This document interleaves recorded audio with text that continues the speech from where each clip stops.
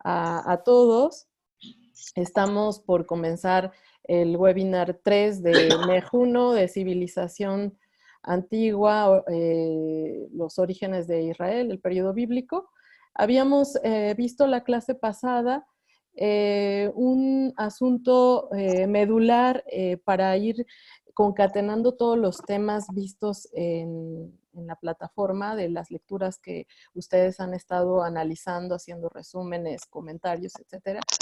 Y es cómo las formas literarias, la forma en la que está escrito el texto, el estilo de la Biblia, de alguna forma está ligada completamente al contenido y al planteamiento teológico, filosófico de estos escritores hebreos.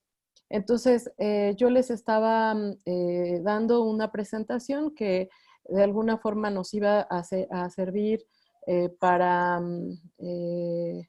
tener pues como una visión un tanto con más, aquí está, un tanto más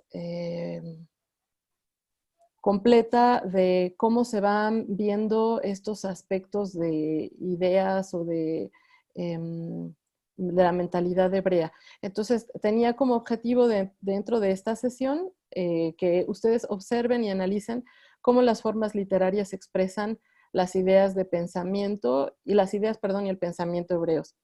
Entonces, regreso a un punto importante que es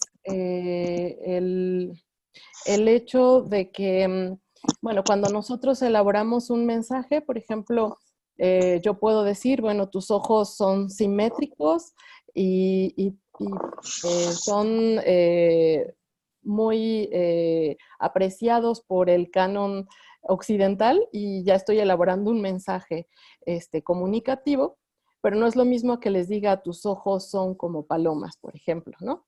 O tus ojos son luminarias que alumbran mi existencia. Ya de alguna forma esa elección de palabras, de tonos, de ritmo, incluso en la sintaxis, Perdón, de alguna forma, ¿sí? perdí tu video, tengo la pantalla de inicio nada más. Ah, No sé ok. si soy nada más yo o solo les pasó. No, déjame, voy a Ahí dejar está, ya. ¿ya? Ok. Gracias.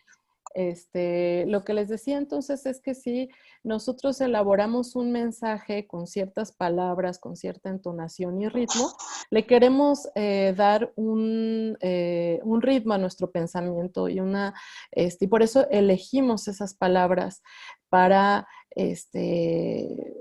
declarar algo singular en el mundo. Entonces, los poetas hebreos y los narradores de alguna forma también están quizá no del todo conscientes de esta herramienta, digo, no en su totalidad, porque muchas veces los textos artísticos exceden y de alguna forma rebasan su querer decir y nos aportan una riqueza mucho más amplia. Pero de todas maneras sí creo que de alguna forma los escritores pues quieren estructurar el mundo con una visión muy particular. Entonces, lo que les mostraba la vez pasada era cómo los narradores en Génesis, por ejemplo, nos muestran diferentes puntos de vista de un mismo acontecimiento. Había puesto algunos ejemplos de cómo la Biblia ofrecía incluso visiones contradictorias, como en el caso de Génesis 1 y 2, y habíamos hablado un poco de ello. Y bueno, ¿por qué los investigadores y los filólogos se interesaron mucho en este tema? Bueno, en parte gracias a la investigación que va a tener la escuela de Wellhausen en Alemania, y les iba a enseñar algunas de las visiones que se tienen. A ver, me dicen aquí, ¿ven la pantalla que acabo de poner de la presentación? ¿Sí? Sí, ¿Sí? Que yo dice el sí. estudio del estilo. Bueno, me dicen si Sí, se sí, ve. ve. Entonces, este, como habíamos visto en algún momento, la Biblia, al ser considerada un libro sagrado, un libro revelado, pues no se estudiaba como un texto literario, sino con un sentido mucho más profundo. Entonces, esta cuestión de la gramática, la sintaxis y cuestiones como los recursos estilísticos como metáforas, comparaciones, etcétera, no eran asuntos de interés de primer orden. Es más, se va a tomar este enfoque a partir de esta escuela de Alemania, de Bellhausen. Pero antes de esta escuela, digamos que lo que podemos tener como un precedente antiguo para acercarse al estilo de la Biblia, pues estaba dentro del estudio de los sabios talmúdicos, del periodo talmúdico, en los que en el momento en el que descubren que hay frases que utilizan dos veces la misma palabra, que tiene una forma, el texto artístico incluso visual, por qué empieza el libro de una manera y no de otra. Entonces se hacen varias preguntas y se empiezan a hacer interpretaciones acerca de ello. Otro, digamos, exégeta antiguo, que va a ser San Jerónimo en el siglo V, va a comparar mucho el estilo de la Biblia con el estilo de los griegos. Y de alguna forma ese fue uno de los problemas medulares que fueron afectando hasta nuestros días, digamos, la visión que se tenía de la Biblia. ¿Por qué digo esto? Porque San Jerónimo, o bueno, Jerónimo, dice que los hebreos tenían versos muy bien logrados, como si fueran los versos de la Ilíada y la Odisea. Entonces, con esta comparación que él hace, de alguna forma, los que empiezan a estudiar la Biblia lo hacen a partir de ese canon, a partir de esa forma de estructurar el lenguaje y los recursos estilísticos propios del griego para aplicarlos al hebreo. Entonces, esto realmente, pues, no se puede dar porque, como les he comentado en varias ocasiones, un idioma es una forma de pensar. Es digamos, la manera de interpretar su realidad se traduce por medio del tipo de verbos utilizados, de la función de los sustantivos, de los adjetivos. Bueno, hay toda una visión de mundo a través del idioma. Y entonces, aplicar un método que se utilizaba para los griegos, aplicárselo a la Biblia, pues realmente no puede ser, porque son formas distintas de articular el arte verbal. Entonces, como ahora sí retomando esta parte de los estudios de los alemanes, empiezan a descubrir, por ejemplo, estas teorías sobre los distintos las distintas fuentes en las que se apoyan los escritores para la narración bíblica. Y entonces ven que algunas características son compartidas por algunos libros, por ejemplo, el libro de Josué, el libro de Deuteronomio, comparten un tipo de vocabulario que tiene que ver con el sacerdocio, y entonces empiezan a decir, bueno, parece que hay una ideología de un grupo y se hace evidente con algunos rastros del vocabulario, del tipo de sintaxis también utilizada. Y todo esto da pie también a que otros investigadores entonces empiecen como a usar, digamos, metafóricamente una lupa para ver exactamente qué está pasando con el lenguaje y con el arte verbal. Y es cuando entra Hermann Gunkel, que es el que también mencionaba la clase pasada, sobre todo, es uno de los que apuntan a que si uno no entiende o no conoce la forma artística de la Biblia, está perdiendo un gran porcentaje de su contenido. Dice, no podemos empezar a leer la Biblia sin conocer los géneros literarios utilizados y el por qué estos géneros fueron importantes en su contexto. Y utiliza esta frase que es situación vital, o sea, situación de vida para analizar los géneros literarios. Entonces, aporta una visión muy rica de los géneros literarios, aborda el tema del mito, si es mito lo que se da en la Biblia, si se dan leyendas primordiales, por qué hay una preocupación por la genealogía, los salmos, cuál es la función litúrgica de los salmos, entre otras cosas. Entonces, con todo este precedente ya viene el autor que nosotros habíamos estado estudiando la vez pasada, que es Erich Auerbach. Entonces, él tiene una formación romanista y entonces hace comparación entre la forma de pensar de los griegos y los hebreos. Y ya habíamos visto algunas de estas características, ¿no? Que los griegos son descriptivos de una manera muy minuciosa en la apariencia de los personajes, que son narradores y poetas preocupados por hablar de la guerra. Entonces, todo lo que tiene que ver con, con el armamento, con la estrategia militar, pues es un tema crucial. Entonces, lo que hace Auerbach es decir que los hebreos, bueno, están preocupados por algo distinto, que es como algo mucho más enmarcado en el ámbito doméstico. Sus preocupaciones revelan una visión un tanto más en esta búsqueda de la paz, de la simetría social, entre otras cosas. Y bueno, así vamos viendo, bueno, introduje la semana pasada, ya no les comenté, la aproximación que hace Shimon Bar Efrat, que es un especialista en literatura bíblica en la Universidad Hebrea de Jerusalén, es el que se dedica a ver los tipos de narradores que veíamos la clase pasada.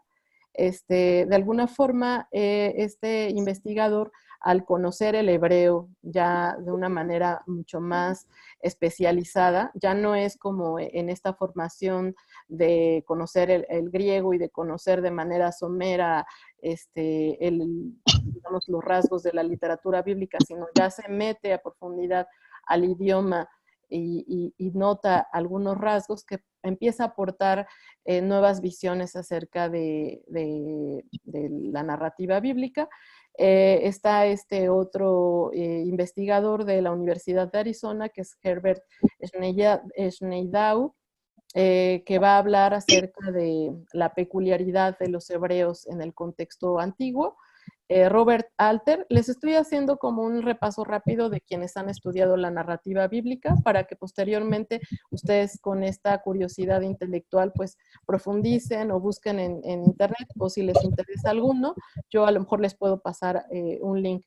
Entonces Robert Alter también estudia la literatura hebrea, pero desde el punto de vista de la literatura comparada con la literatura más bien oriental. Ya no se dedica a hacer esta comparación entre los griegos y los hebreos, sino a un contexto mucho más apegado a su realidad, que era literatura egipcia y literatura babilónica. Esto pues no se podría haber dado si no se hubieran descubierto... Ay, perdón, es que déjenme ver quién es. ¿Alguien tiene prendido su micrófono? Y es lo que te iba a comentar, Dalia, que alguien tiene prendido el micrófono y se filtra mucho. Voy a tratar de ver quiénes son los que están activos, a ver si podemos recomendarle. No veo quién tiene el micrófono prendido. A ver, vamos a ver. Voy a poner a silenciar a todos. A ver si así funciona. ¿Sí? Bueno, ¿me escuchan? Bueno. ¿Sí?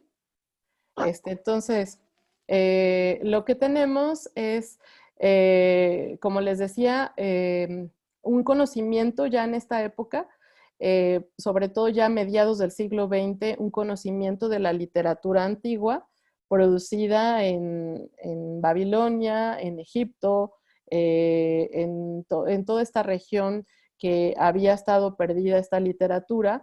Entonces, se tienen nuevos elementos como para hacer la comparación de cuánto de los motivos de la narrativa y de la poesía bíblica ya estaban en su contexto antiguo, y entonces empiezan otra serie de descubrimientos, y Alonso Schockel, que es un profesor del Instituto Bíblico de Roma, que también va a aportar una visión muy pormenorizada sobre la poesía.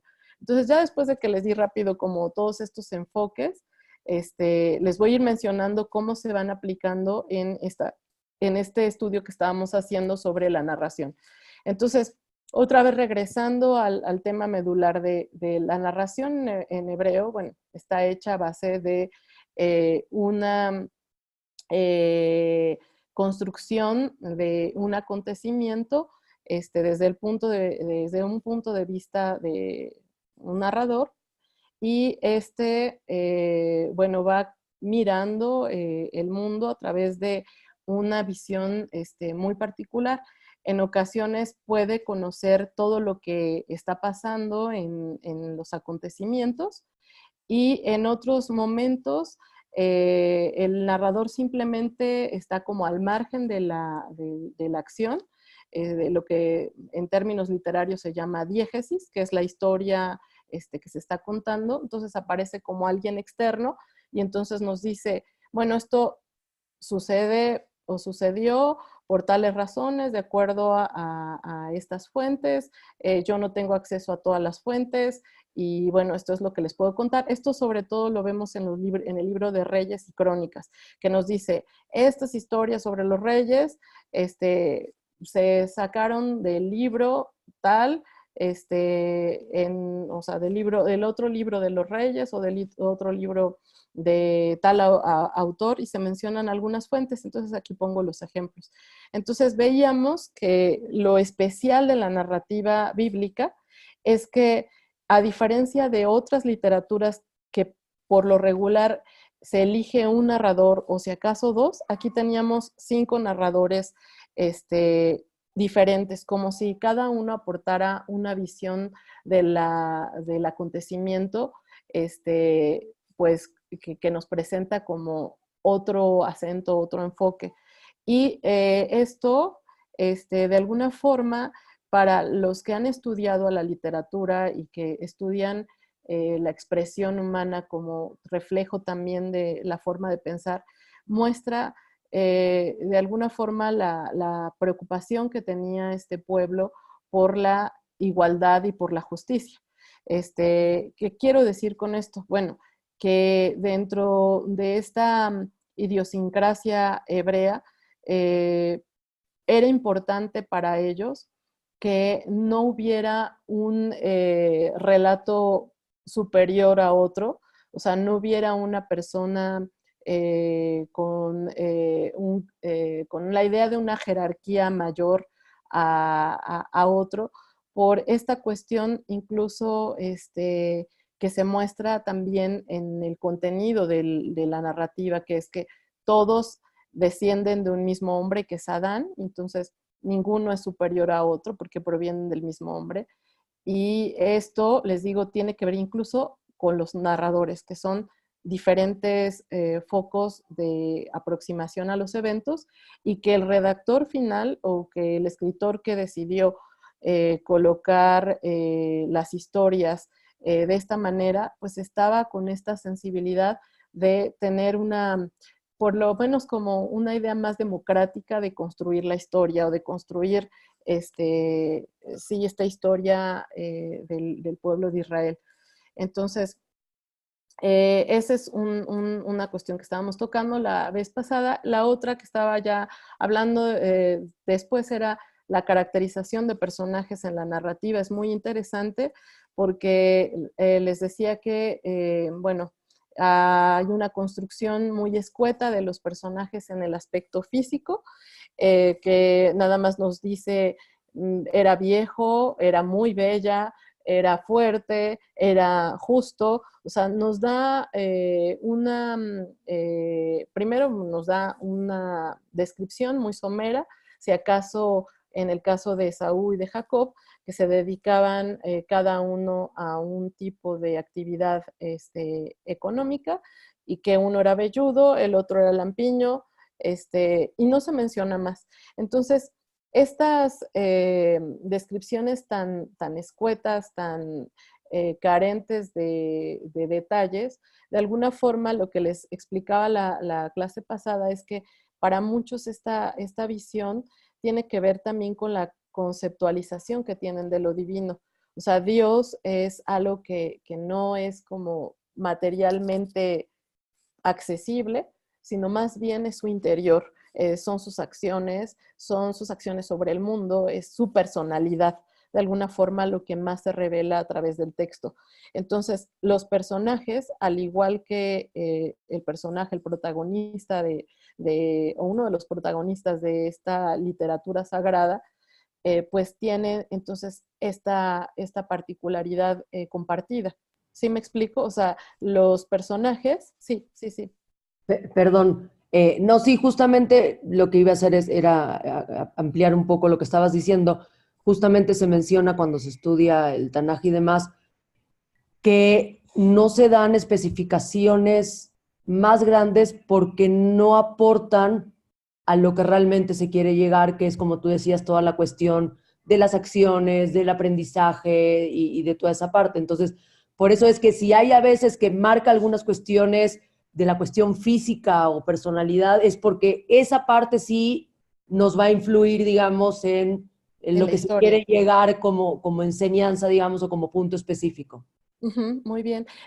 Algo que también les sugiero es que estén muy atentos cuando lean el texto, que si aparece una ropa en el personaje, es como uno de los guiños que nos ha dado uno de los investigadores, que es Shimon Bar Efrat, que cada vez que aparece en la Biblia una ropa, puede ser un velo, puede ser un cierto atuendo del personaje, es que va a tener precisamente una repercusión en la historia. Pensemos en la túnica de José, pensemos en el velo con el que se cubre Tamar para que su suegro cumpla la promesa que le había hecho y que no le había cumplido. Entonces, realmente es cuando pues sí tiene una importancia en la narrativa.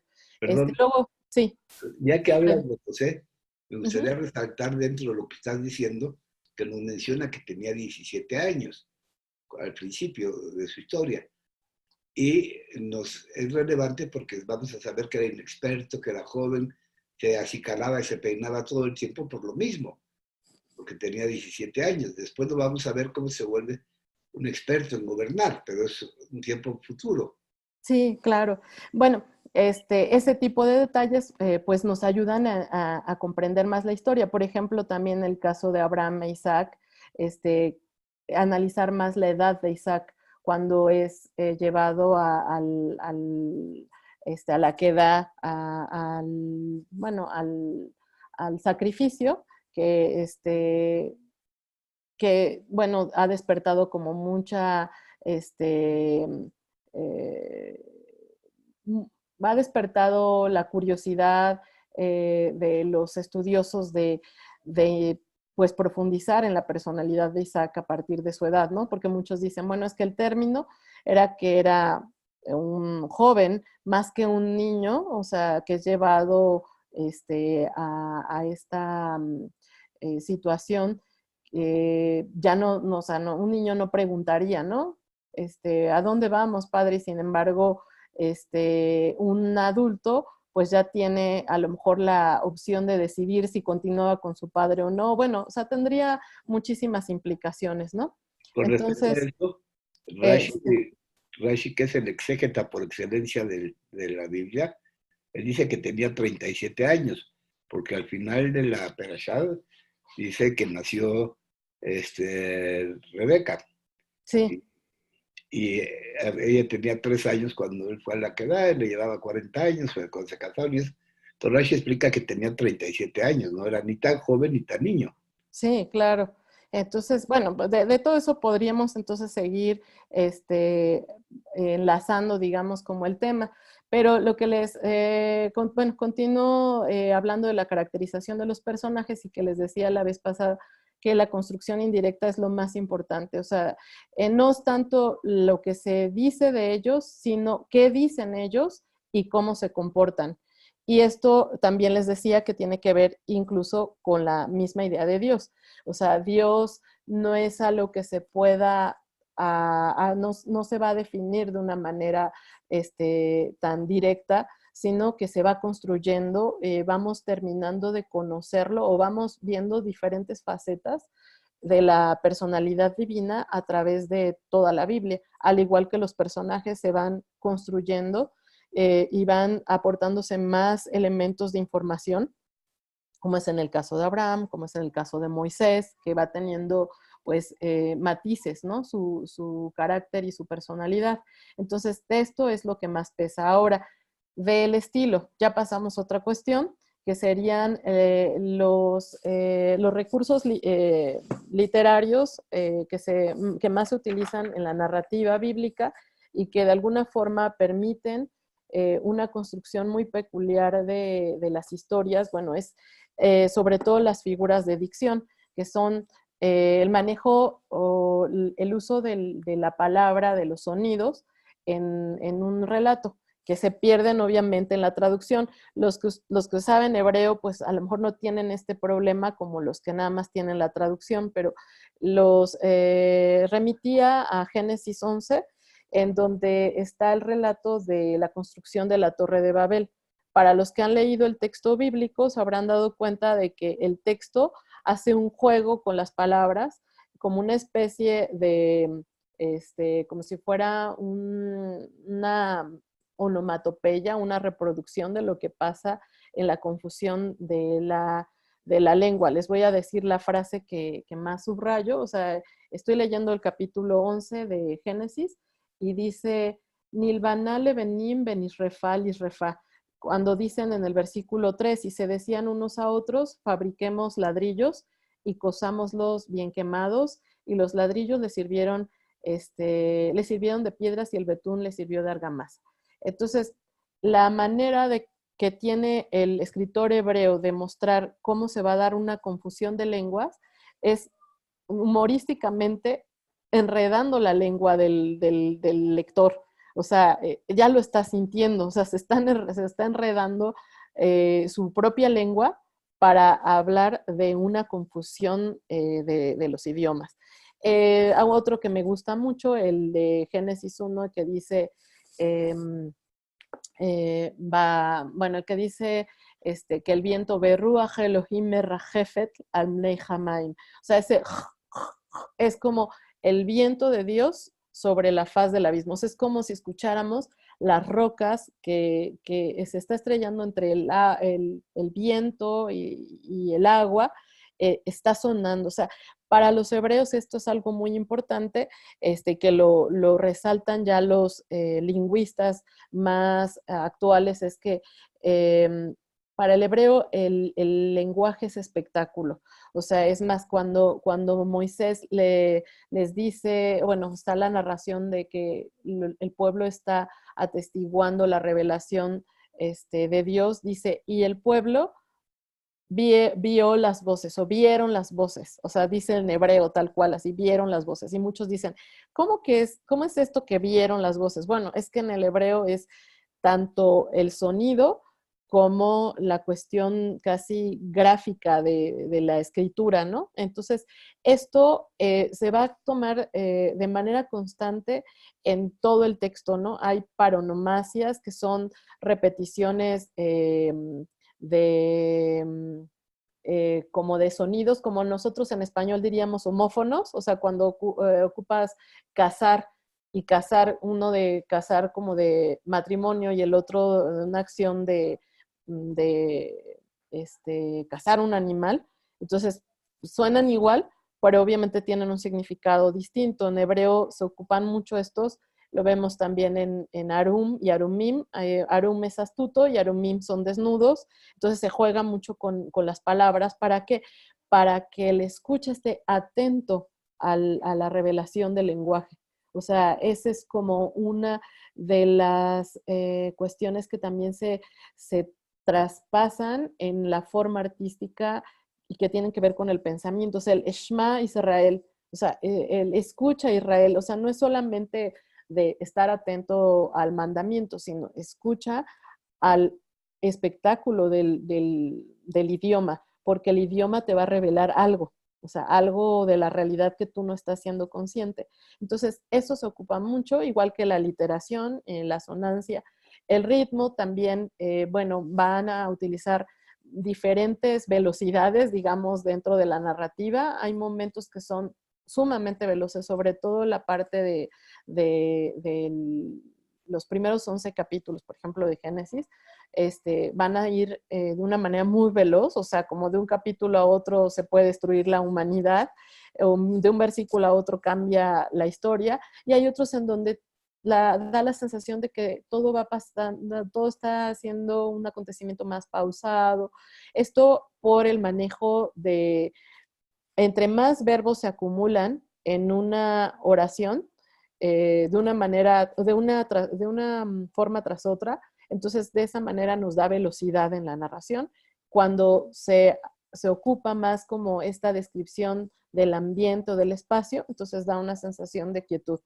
Están estas figuras de pensamiento que son clave también para la narrativa bíblica, que es mucho la ironía.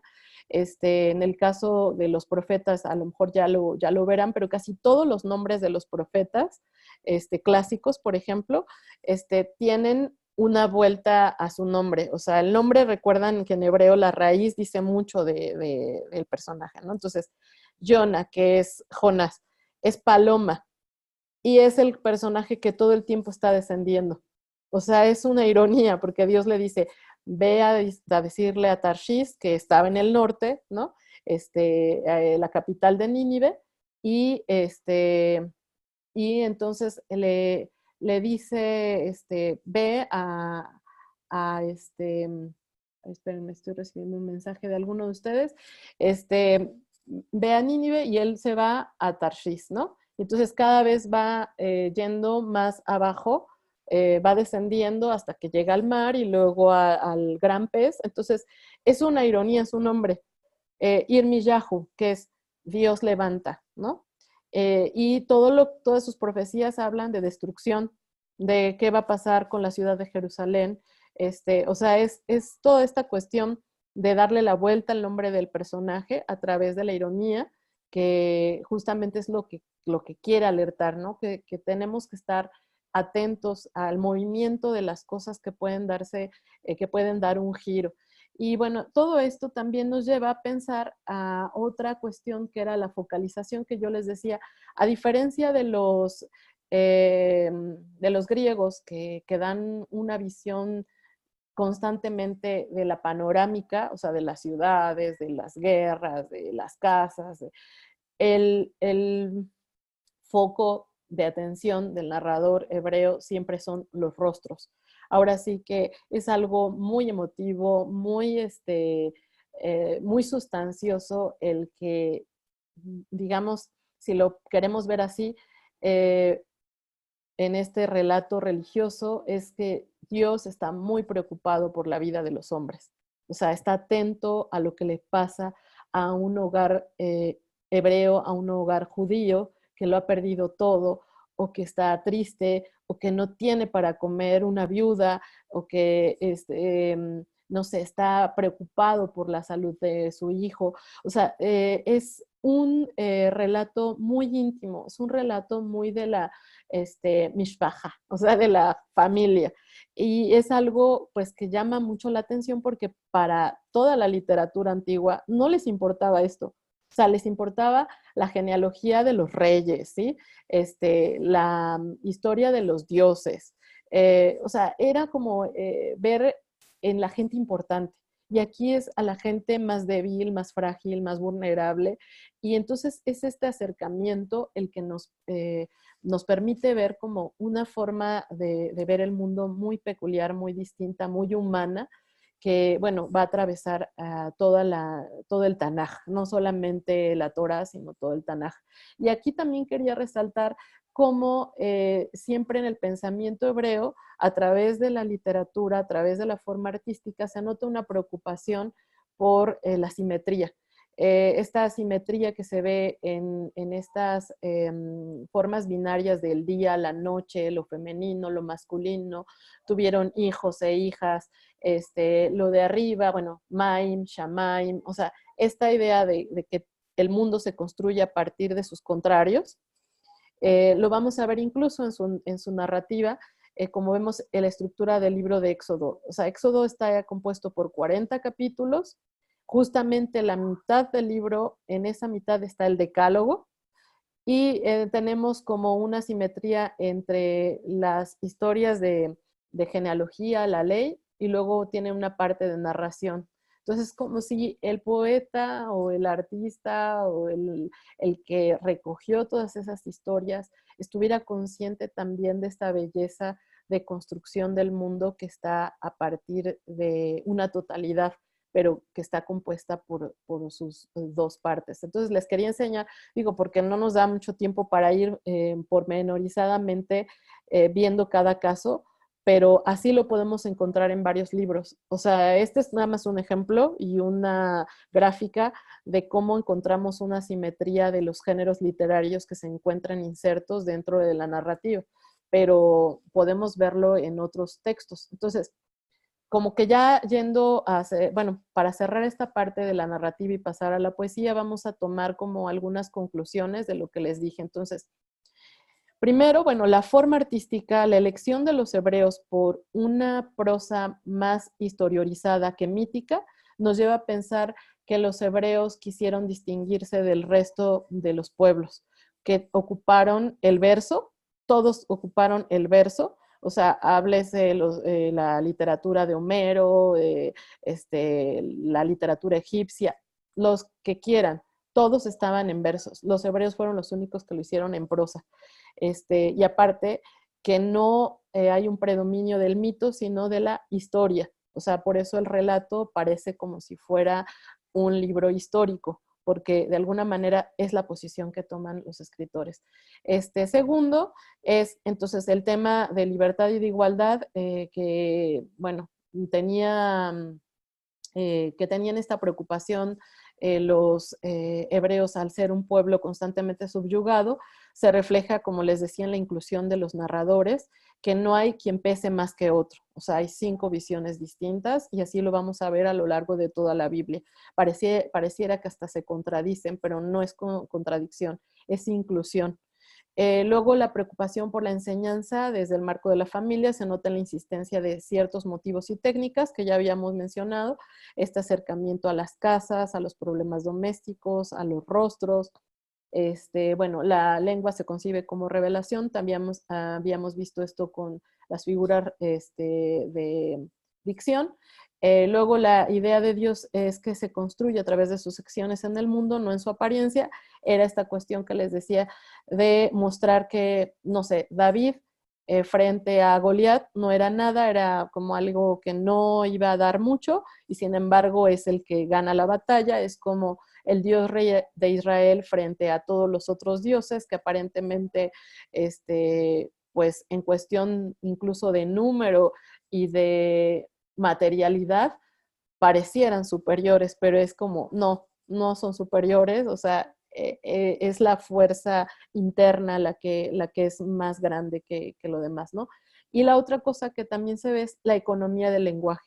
O sea, el escritor hebreo, por eso es Sofer, ustedes que saben hebreo, saben que está dentro de la raíz de mispar, que es número, ¿no? Mesaper es narrar, mispar es número, Sefer es libro, entonces todo lo que tiene que ver con libro, con narrar, tiene que ver también con contar las palabras, o sea, es un pueblo de contar también las cosas. Entonces, dentro de la economía de su lenguaje, muestran que no importa que no tuvieran la riqueza material que los demás pueblos tenían, sino que con eso poco que tienen pueden construir todo un mundo, que eso también es como parte de la enseñanza y parte de la forma de apreciar la narrativa bíblica en todas estas ramificaciones de la reflexión de esto con respecto a los otros temas que se han estado viendo, como tiene que ver mito, tiene que ver con la ideología o con los discursos de poder en el libro de Reyes, de Crónicas. Traté de conjuntar varios puntos, aunque sé que no están siendo desarrollados con profundidad. Entonces pasamos ahora al tema de la poesía. El tema de la poesía pues también tiene sus complicaciones, porque como yo les decía hace un momento, no podemos partir de la misma terminología griega para decir de metáfora, sinécdoque, verso, métrica, ¿sí? Rima, porque no se ajustan a esto. Entonces, el poeta hebreo tiene otra concepción de lo que significa la poesía. Entonces, para empezar, les quería yo mostrar gráficamente cómo el texto, en este caso es Éxodo, pues está la historia, y en cuanto se abre el agua, el mar, bueno, las aguas del Mar Rojo, se introduce un canto que de alguna forma ilustra lo que había sucedido anteriormente. Y entonces vemos cómo el texto se abre como si fueran las aguas del Mar Rojo. Entonces esto, por ejemplo, no lo tiene otra literatura. O sea, es como mostrar gráficamente, como si fuera un caligrama, lo que estaba ocurriendo en el acontecimiento para darle como un peso mayor. Ahora, yo les decía a mis alumnos en la universidad que se imaginaran que esto era literatura oral. Entonces también no sabemos cómo lo transmitirían, o sea, si es el canto, cómo se organizarían entre la gente para estar cantando, quizá alternadamente, para representar justamente cómo se va abriendo el agua y cómo se va haciendo este milagro en el pueblo. Entonces, revisando, la raíz de la palabra viene de la palabra shir, o sea, poesía. Es difícil pensar entonces en la palabra que nosotros tenemos como poesía, porque viene del griego y es o sea, tiene que ver con poiesis, que es crear, y shir es más bien cantar. Entonces, en hebreo dice Meshonik, que es un, digamos, traductor francés, un crítico literario y traductor francés, dice, para la antropología hebrea no existe poesía, sino es más bien narrar y cantar. O sea, no hay más que esas dos posiciones. Entonces, pues de alguna forma, entonces tendríamos que pensar en ese sentido, qué significa la poesía para el pueblo hebreo y ver algunos de sus matices. Entonces, para empezar, sí hay una diferencia. ¿Sí? ¿Podría comentar algo? Sí, claro, Freddy. Cuando leemos en el Sefer Torah, en el Pentateuco, en el templo, sobre todo los sábados, las palabras, bueno, las letras tienen algo que llamamos ta'amim. Sí, claro, es lo que iba a decir. Sí. Bueno, te dejo que lo digas, perdón.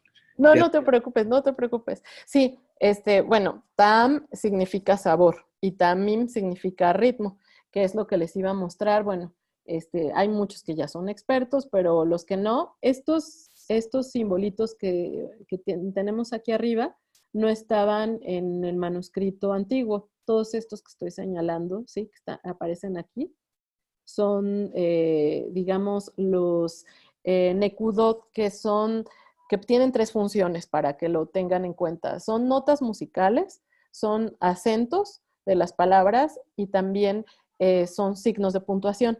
Entonces, todo esto de alguna forma nos lleva a cortar el mensaje de una manera distinta. Entonces, el ritmo de la prosa y el ritmo de la poesía o el ritmo de la canción precisamente se distinguen por esos ta'amim, que son estos, bueno, acá anoto las diferencias incluso numéricas. O sea, hay 18 separadores en la prosa y 12 separadores en la poesía, y ambos tienen los mismos conjuntivos. O sea, es como nosotros ocupamos, digo, para hacerles como un parangón, cuando usamos nosotros la coma, los puntos suspensivos, o sea, tienen un uso porque en el lenguaje tenemos, digamos eso, así de, te voy a contar algo. Y así como que entonces mantienes el suspenso y continúas. Entonces, pues en la escritura tienes que poner los puntos suspensivos, ¿no? Bueno, lo mismo sucede en el hebreo bíblico, que vamos a encontrar pues diferentes aplicaciones, sobre todo, bueno, se nota mucho este uso en el libro de los Salmos. Hay solamente 3 libros poéticos en la Biblia o que pertenecen a este género, que sería Salmos, Job y Proverbios. Son los 3 libros que se consideran poéticos. Y lo que les iba a decir de este uso de los tamim se muestra de Perdón, manera... Sí, perdón, ¿el Shir Hashirim no está considerado entre los poéticos? no, para los que han estudiado los géneros literarios solamente consideran estos 3. O sea, Proverbios, Salmos y Job. Yo lo que les explico del Cantar de Cantares, que es como, pues precisamente el superlativo de Shir, porque es Shir Hashirim, o sea, es el cantar como en mayúscula, es que hoy necesitaría dedicarle más tiempo a esto, pero es como el libro que escapa a toda la, ¿cómo te puedo decir? Como a todo la convención del lenguaje. Entonces rompe muchas formas que tiene el lenguaje. Entonces creo que por eso es que no se puede encasillar dentro de la poesía, aunque sea como el cantar de cantares. O sea, está hablando de algo sublime que es el amor. El amor entre, bueno, en este caso, 2 personajes que tienen un amor, como si fuera un amor clandestino, pero que para los que lo interpretan como de manera alegórica, pues es el amor del pueblo a Dios, o del alma a Dios. Entonces, ¿cómo puedes expresar el amor por medio del lenguaje? Es difícil. Entonces, el amor dentro del Cantar de Cantares rompe todas las convenciones sociales. O sea, porque se están viendo en la clandestinidad. Entonces, también, por eso no podemos dejarlo encasillado en un género poético. ¿Sí me expliqué? Entonces, otra vez es como la forma es el contenido. O sea, entonces, por eso no lo tenemos ahí en esa lista. Y bueno, entonces, lo que aquí estaba rescatando, entonces, de la fuerza de la palabra en la poesía hebrea, es que es algo mucho más profundo porque revela las emociones más íntimas que hay en aquel que está experimentando algo. En el caso de Miriam, que entona este cántico, es que está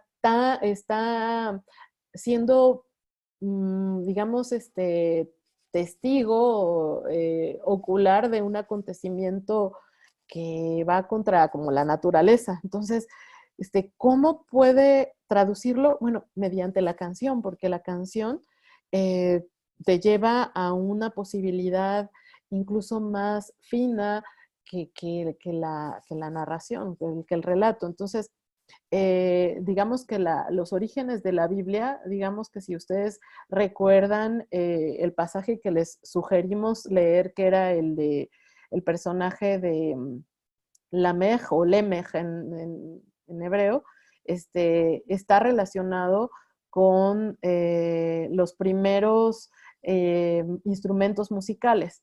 Entonces, además de esto, tiene que ver con acontecimientos que nos llevan como a una, incluso también contradicción, a una, a una contemplación, o sea, son matices de una realidad que es difícil traducirla mediante una sola palabra, una sola visión. Es como si fuera, digamos, la voz interior de nosotros como en estos 5 narradores que veíamos de los relatos, pero en una experiencia individual. O sea, como que en la experiencia individual se desdoblan muchas posibilidades, como los pamim, los rostros. En hebreo quiere decir, pamim es rostro, ¿no?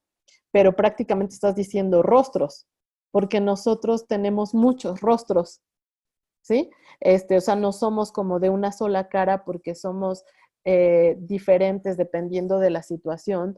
Como Job, les voy a poner el caso rápido de Job. O sea, Job es un libro que está escrito, su primer capítulo y su último capítulo es un Job tranquilo, un Job que acepta el designio divino, lo bendice a Dios y ya. Pero a partir del capítulo 3 y todo lo que está en medio del texto de Job, es un Job que se revela, que cuestiona a Dios, que lleva a juicio a Dios. Se dice, lo que me está pasando no puede ser.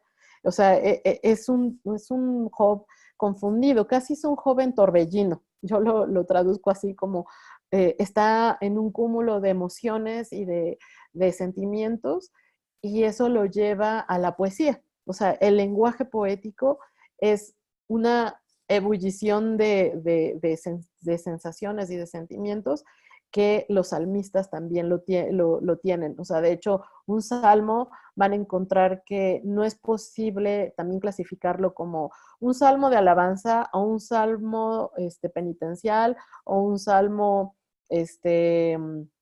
no sé, ¿cómo se llama? De sabiduría, uno que nada más hable, sí, del conocimiento, porque los poetas, los salmistas, tienen, o sea, digamos, fusión de voces. Vamos a ver el Salmo 22. Aquí tengo, bueno, los voy a leer en traducción, pero déjenme ver si es el Salmo 22. Sí, quiero decirles. No, no es el Salmo 22, esperen. Es el Salmo, ¿cuál es el Salmo? El que dice, con todo, espérenme, ¿cuál quería ver? Salmo. El que dice antes de que deje de existir. ¿Cuál es? ¿Dónde está? ¿Dónde está? Ay, y perdí el salmo que les iba a poner de ejemplo, pero a ver, es que el 22 también era otro ejemplo que les iba a dar, pero me parecía como mejor el otro. Salmo 70.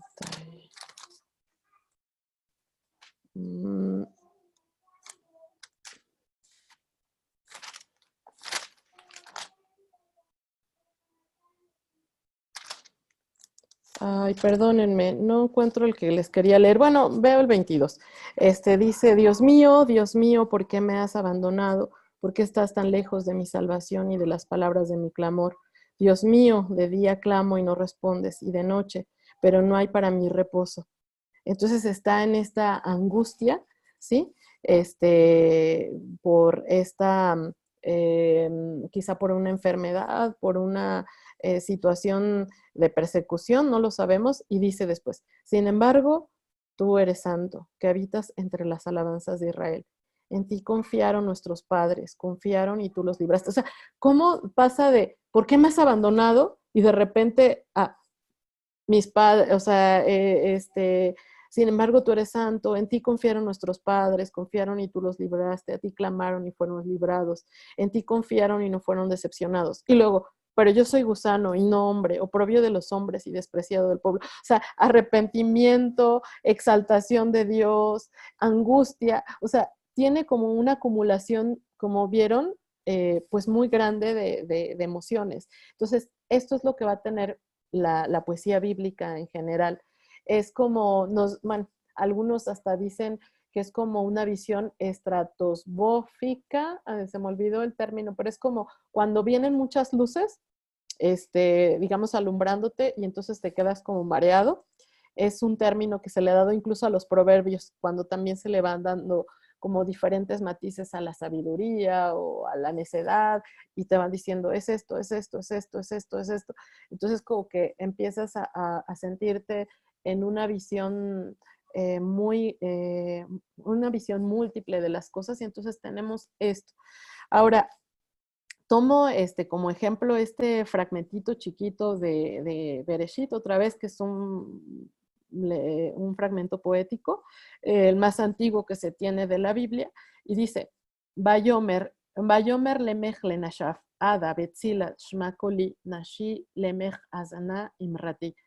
O sea, dice, y dijo Lamech a sus mujeres, Ada betzila, o sea, esto es un quiasmo, o sea, donde termina sus mujeres, aquí ya nos está dando los sustantivos de sus esposas, dice, Shmakoli, escucha mi voz, y aquí ya había dicho, y dijo Lemech, y luego Nashi, Lemech, otra vez, mujeres de Lamech, Azena Imrati, o sea, escuchen mi voz, les está diciendo lo mismo en las tres frases, ¿sí? Si lo ven, está diciendo lo mismo, pero ¿por qué en uno dice sus nombres propios, en otros dice mujeres de Lemech, y ocupa diferentes formas de escuchar, porque les digo, la importancia del hebreo está en la oralidad, en escucha o Israel, entonces hay matices de la escucha. De hecho, hay 7 tipos de silencio en la Biblia. Bueno, es algo que estudié, que a lo mejor no viene el caso, pero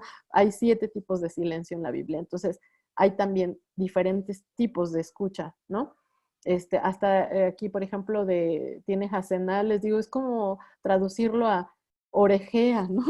Orejea mis dichos, escucha. Y, y sin embargo, no es una repetición innecesaria. O sea, es una modalidad distinta de las cosas, y por eso se utiliza el paralelismo en hebreo. Es algo que les ha llamado mucho la atención a los críticos literarios, de por qué el hebreo utiliza muchos paralelismos a través de la poesía, bueno, a través del lenguaje poético y también de la narrativa. Entonces, han descubierto, yo diría que esto es mínimo porque hay muchos tipos de paralelismos, pero para sintetizar un poco como por grupos, tendríamos algunos paralelismos que son más de sinónimo, otros que son antitéticos, otros que son enfáticos, otros que se van dando por gradación.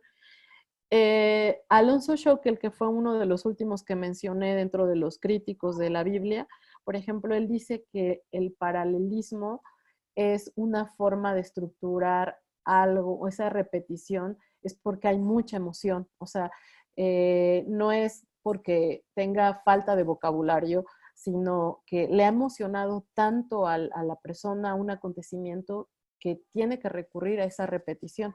Entonces, si pensamos incluso que el hebreo está muy interesado en la educación, en la enseñanza, una manera mnemotécnica es la repetición.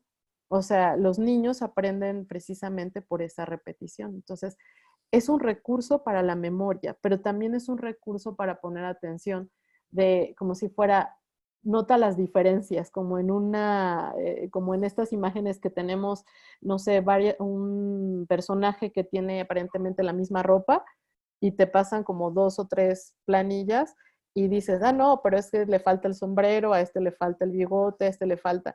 Entonces, creo que también el hebreo se daba cuenta de esto, y entonces por eso también utiliza el paralelismo de esta forma. Y bueno, otros recursos que se dan es la anáfora, la anadiplosis, la paronomasia, la literación, que es otra vez mucho de las figuras de dicción, los anagramas en el caso de la Biblia, algo que también es muy importante, que apenas está como también muy en sus inicios, es como también estudiar la parte de la instrumentación, porque en el caso de los salmos fueron 500 años de hacer una antología de todo lo que se cantaba en Israel, que va desde cuestiones como históricas, como la salida de Israel, el exilio a Babilonia, habla sobre la creación del mundo, hasta cuestiones más históricas como la vida del rey David, ¿no? Que por eso los salmos se ven como si fueran,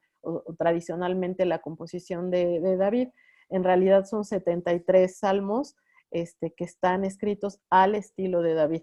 Y el resto es de diferentes autores. Y entonces se ha visto a través de la numismática cómo eran los instrumentos en el Israel antiguo.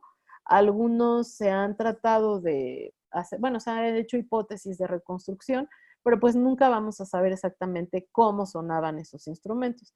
Si acaso, bueno, el shofar, que es el shofar, y el tof, que es como el tambor de Miriam, son los únicos que de alguna forma no tienen mucha complicación, pero los demás, bueno, pues sí, se necesita saber de qué madera, ¿no? Qué medidas, o sea, tendrían estos instrumentos, y obviamente estos repercuten en la poesía y en su significado. Entonces, de alguna forma, como para cerrar también esta parte de la poesía, vemos entonces cómo la prosa muestra los acontecimientos de manera cronológica, y a diferencia de esta, la poesía bíblica ofrece una visión alternativa de esos sucesos narrados, pero también lo que, más que darnos una preocupación lógica de los hechos, nos muestra más bien las impresiones alternadas, donde se detallan experiencias personales, y donde se destaca o se ensalza los cambios realizados por Dios, ¿no? En la trayectoria del hombre. Algo que me faltó mencionar acá, no sé por qué no lo puse, o sí lo anoté. Bueno, algo más que iba a mencionar es que, perdón que me regrese a este punto, pero es que se me olvidó mencionar esto, que dentro también de la focalización vemos que los narradores probablemente fueran ancianos, o por lo menos la sensación que quiere mostrar el escritor a través de la focalización es que son personas preocupadas por la pervivencia de los valores, por la pervivencia de la comunidad. Entonces no se preocupan por detalles, a lo mejor como los jóvenes estarían atentos a cómo se vestían, cómo se peinaban. No, no, son ancianos, son gente que ya está a punto de terminar sus días, y entonces está preocupado para que las generaciones siguientes pues continúen esa herencia. Entonces toda su focalización tiene que ver con este lazo de padre a hijo, de maestro a alumno. Entonces esto es también muy interesante, y de alguna forma, no sé si a través de todos estos ejemplos pudimos nosotros cumplir con este objetivo, que era observar y analizar las formas literarias y cómo éstas expresan las ideas y el pensamiento hebreo. Entonces, ahora sí, abro a sesión de preguntas. Los escucho.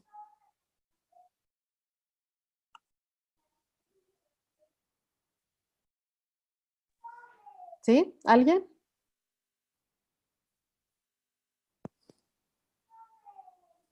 ¿No? Desde mi punto creo que quedó claro, Uh-huh. se entendió las lecturas y lo que estás platicando. Y sí, o sea, definitivamente la poesía bíblica va mucho más allá de una descripción o de algo como tal, sino que marca ciertos sentimientos y ciertas acciones que tienen que ver con, como dije antes, con lo específico que nos quiere dejar, como bien dijiste ahorita, como una cuestión de continuidad y de pensamiento para poder continuar con digamos, con este peso que se carga como parte del pueblo judío, de poder continuar constantemente, como todos los años, por ejemplo, se dice en Pesaj, Behol Dorvador, y continuar, digamos, de generación en generación, y que no se corte la cadena en ningún momento. Uh-huh.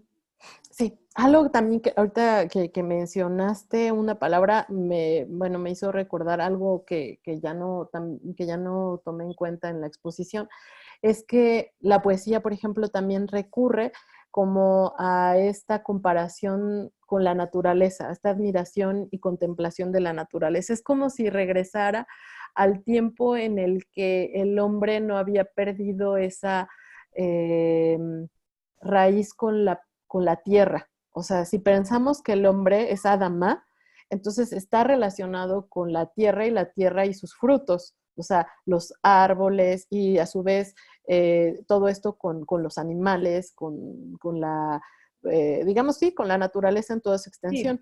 por lo mismo, digamos, todo lo que tiene que ver las festividades, fechas y demás están correlacionadas con la Con la naturaleza, o sea, naturaleza, los claro. efectos naturales que están sucediendo y en qué momento, y todas tienen algo que ver, en especial, obviamente, estamos hablando de las que están Sí. bíblicamente escritas, no las que Ujú. fueron posteriores, con una cuestión de tiempo, digamos, del proceso de la naturaleza. Claro, sí. ¿Por qué? Porque nos lleva al momento de la creación donde no debemos olvidar que, ok, fuimos creados últimos para aprovechar todo lo que se creó, pero no abuses. Para cuidarlo. O sea, O sea, no, era para cuidarlo también, ¿no? también Ujú. dice que tenemos Sí. que, ¿cómo se dice? Se me fue la palabra. Eh, que ser dueños de la naturaleza, pero al mismo tiempo luego nos dice dos psukim después, sí, pero Ujú. lo tienes que cuidar, o sea, Claro, sí, sí, tienes sí. que hacerte cargo y someter Ujú, la naturaleza y todo lo que te estoy dando y los animales, pero aguas. ujú. ¿Por qué? No te puedes olvidar de que para someterlo tienes que protegerlo. Claro, sí. Entonces, Sí, mantener como un equilibrio y este rasgo ético que tiene la literatura bíblica en todo el tiempo. O sea, es el cuidado, por ejemplo, podríamos pensar, la narrativa es el cuidado de lo humano, o sea, establecer comunidad. Y la poesía es no perder el rasgo ético en la naturaleza, en la responsabilidad humana que tiene el mundo, al ser como un representante de Dios en la tierra, de alguna forma como una especie de vicario, ¿no? Fue el hombre creado a imagen y semejanza de Dios para cuidar el huerto, para cuidar a los animales. Y entonces la poesía es como rescatar esa parte de enlace entre lo humano y lo natural. Entonces es bellísimo. Si lo ven es muy completo, es una visión completa de la vida, del universo. Sí, Freddy. Digo, además hay un pasuk muy bello que dice, Ujú. es Jaim Hi de Nazimba. Es árbol de vida para los que se fortalecen en ella. Estamos hablando de la Torah, del Pentateuco, o de la Biblia completa. Dice, es árbol de vida para aquellos que se fortalecen en ella. Sí. Entonces, es bellísimo eso, porque el árbol de vida estaba en el Edén, no estaba en Gan Eden, no estaba en la tierra. Y aquí nos regresa la posibilidad de vivir, no sé si, yo no digo que eternamente, pero es el árbol de vida. ¿Verdad? Y eso a mí me parece bellísimo también. Yo quería tener una pregunta más, si Sí, puedo. sí. ¿Cuáles son los 5 tipos de redactores que tú dices que ves en la Torah, que yo no los vi? No son redactores, sino narradores. Uh-huh. O sea, Perdón. es una, o sea, un narrador es aquel que cuenta el acontecimiento puede ser desde primera persona, tercera persona, las caracterizaciones que les di Sí, principales no, era retrasado. un narrador omnisciente es aquel que, si quieren, podemos, no sé, déjenme ver el tiempo, pero podemos leer algunos fragmentos. La otra vez lo estaba ya leyendo, no sé, por ejemplo, nos dice en el capítulo 6, sí, estaba en el 6, pero espérenme, sí, en el 6, dice, y Yahvé, capítulo 6, versículo 6, dice, y Yahvé se arrepintió de haber hecho al ser humano sobre la tierra y su corazón se afligió. Que en realidad la palabra o el término es como que tuvo dolores de parto. O sea, en el hebreo es como la expresión que se ocupa para dolores de parto. Repito, Génesis 6, versículo 6, está hablando de qué es lo que siente Dios. Entonces es un narrador que conoce pues todos los detalles, ¿no? Incluso de Dios. Está un narrador, como les había dicho, más pareciera como externo, que es el que aparece también haciendo un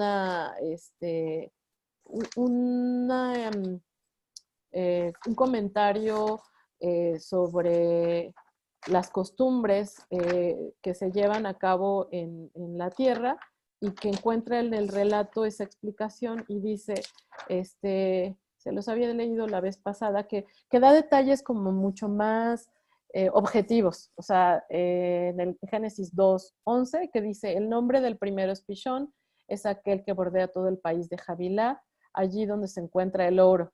Y el oro de esa tierra es bueno, y allí hay bedelio y lapislázuli.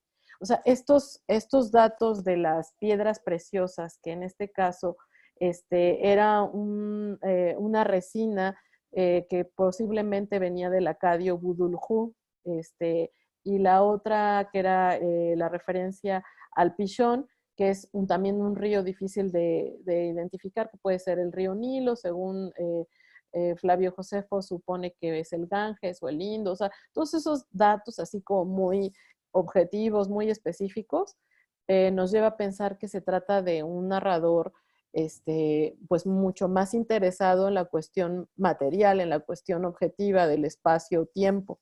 Entonces, y ahí continuaba esta parte de, y por eso el hombre debe de separarse por eso abandonará, dice en el versículo 24, y por ello un hombre habrá de abandonar a su padre y a su madre, y se apegará a su mujer y será una sola carne. O sea, se interrumpe el relato para introducir como un comentario. Entonces, ese es otro tipo de narrador. Otro es el que aparece como si estuviera viendo desde arriba lo que está pasando. Por ejemplo, en el capítulo donde habla del diluvio, precisamente lo que hace es como uno que está dentro como del arca, donde está la experiencia de Noah, y el otro es como el que estuviera afuera, que está viendo cómo sale el ave, y entonces describe cómo se ve la tierra. Entonces, por eso lo que hace digamos, especialista que les había mencionado, que es profesor en la Universidad Hebrea de Jerusalén, es detectar como todas estas técnicas narrativas que incluso se parecen como al cine, ¿no? De que narran desde lo alto para mostrarnos una vista panorámica. Otra que nos plantea como una visión completamente puntual de las cosas, así como les dije, un marco de espacio-tiempo. Y hay otros que son incluso partícipes de la historia. O sea, por ejemplo, en el libro de Reyes y en el libro de Crónicas nos dice, y tal rey hizo lo bueno ante los ojos de Dios. Y otro dice, y por eso este rey fue destruido. O sea, emiten su opinión como si supieran exactamente la razón por la que terminó su monarquía. Y esto, bueno, es como ya una carga ideológica. O sea, es alguien que ya tiene una posición política, teológica del evento. Entonces, vemos cómo sí hay varios tipos de narradores y te digo, esto no es como ahí sí no es una cuestión de aportación mía, sino de este estudioso israelí sobre los narradores. A mí me suena muy coherente porque el número 5 en la Biblia, si ustedes recuerdan, es como el libro de la ley, ¿no? O sea, son los 5 libros. Luego son 5 veces que aparece la palabra luz, en el primer capítulo de Génesis, en 5 partes se dividen los salmos. O sea, el número 5 siempre es como un número, digamos, de conocimiento. Entonces, creo que dentro de esta visión de que el conocimiento se da a través del 5, entonces, digamos, los redactores no pueden pensar otra forma más que esta, es decir, para conocer la verdad o para conocer el mundo, necesitamos 5 puntos de vista. No, ¿sí me explico? Uh-huh. Sí, me quedó muy claro, gracias. No sé si tengan alguna otra pregunta y si no, pues ya damos por terminado este webinar y ya la próxima semana va a compartir con ustedes el profesor Daniel. El tema de la profecía bíblica es muy interesante y bueno, yo de todas maneras los vuelvo a ver en 2 ocasiones más. Si tienen otra duda, igual me pueden pedir en el próximo webinar si nos vemos en otra ocasión para seguir viendo estos temas. Sí. Perdón, ¿qué día va a estar, Daniel? Porque la semana que entra tenemos Shemini Atzeret y Simchat Torah, y Sí. luego el viernes viajo. Ay, ¿qué crees que? A ver, déjame abrir mi calendario, a ver si lo tengo aquí a la mano. Seguramente va a ser un miércoles o jueves, por lo Sí, mismo de sí, fiestas. creo que es el 23 de octubre. No, no lo Jueves, tengo ¿no? anotado acá. Miércoles, Sí, ¿no? Miércoles, ¿no? sí, ¿Miércoles? sí es miércoles. A ver, déjenme ver si tengo acá. ¿Me dejan abrir rápido mi correo? Sí, por supuesto. Para ver la fecha. Entonces, ya de una vez quedemos. Webinars, aquí están. Sí, es el 24. El 24 Jueves es 20. jueves, sí, de 6 a 7:30. Perfecto. Yo ¿Sí? salgo el viernes a las 4 de la mañana, sale mi vuelo, está muy bien a esa hora. Ah, perfecto. ¿Va a Bueno, ser pues igual un webinar con Daniel? sí, Ok. sí, A las 6. a las 6. Ok, ¿Sí? déjame que... Lo voy a agendar ahorita, pero me queda Sí. perfecto esa hora. Sí, porque tengo que pararme como a las 2 de la mañana, entonces está muy bien. Pregunta, ¿se va a grabar? Sí, sí, se va a grabar. No, es que justo a esa hora estoy dando clase los jueves, entonces, para Sí, para verla nada. después. Sí, ahora sí, la repetición. Ah, también, por cierto, bueno, aprovecho para hacer un comercial de, el viernes, se transmite por TV UNAM un documental de ahora sí que de una documentalista muy importante, es una sobreviviente del Holocausto, se llama Marceline Loridan, y bueno, yo participo también en los comentarios del documental, si lo quieren ver en TV UNAM. A las 10 de la noche se proyecta el documental y terminando la proyección, entonces viene un comentario de tanto de un profesor de cine como mi participación, por si lo quieren ver. Se puede ver también por streaming en internet, o sea, buscan TV UNAM, es Canal 30 de televisión abierta o 130 en cable. Les recomiendo mucho, es bellísimo ese documental y han dicho que es uno de las proyecciones más ricas que ha presentado TV UNAM. Entonces, bueno, los invito por si quieren verlo y ¿A las 10 bueno, dijiste? a las 10, se proyecta a Este las 10. viernes. Sí, este viernes. Va. Bueno, pues ¿Sabes si van a grabar en YouTube? sí, sí, también se graba en YouTube. Pues para verlo un poco después, porque yo el viernes a las 10 de la noche normalmente estoy dormidito. Ah, bueno, si no, yo les paso el link Porfa. después. Bueno, Hag Sukkot Sameach, Igualmente. Laila Tov, Leitraot, Muchas Leitraot. gracias. Gracias. Shalom, Moadim Shalom. Lesimcha. Toda, bye bye. Buenas Bye. noches. Bye, bye. Buenas noches.